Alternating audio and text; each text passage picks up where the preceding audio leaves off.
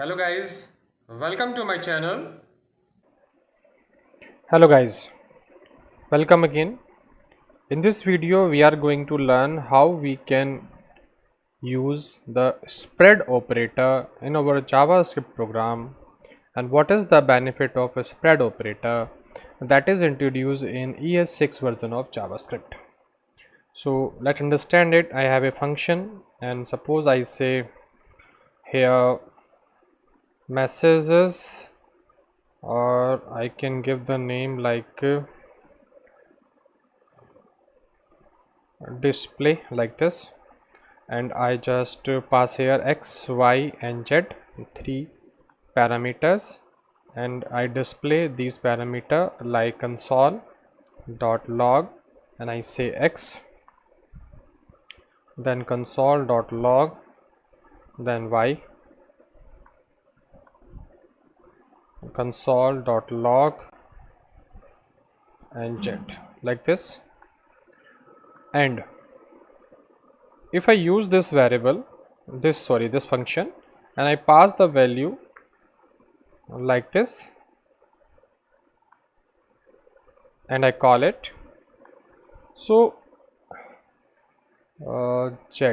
we have to give the name to z, and then I execute again. So you see the normal process that is also available in previous Java script, but now if I create this as an array like this, and in array if I put this value, three value like this, sorry, it is not int, it is var or let, whatever we want to, because it's a JavaScript, and if I pass here the values like this and I run it again, you see that the whole three value of this array goes to x, and y and z are undefined. So this is previous way to pass an array in JavaScript. And if I want to pass these three value to in these three different variables, different parameter, what I can do separately, I have to use this type of coding to pass the value in x, y and z like this, and I call it, you see. But it is very good and very beneficial in ES6. Just I have to pass the values here array, and I need to put these three dot here, and remember that this three dot is not a rest parameter. These are here as a operator, and we called spread operator. So these spread operator use when we pass the value to the function, and rest parameter we used in the declaration of the function. That is the difference.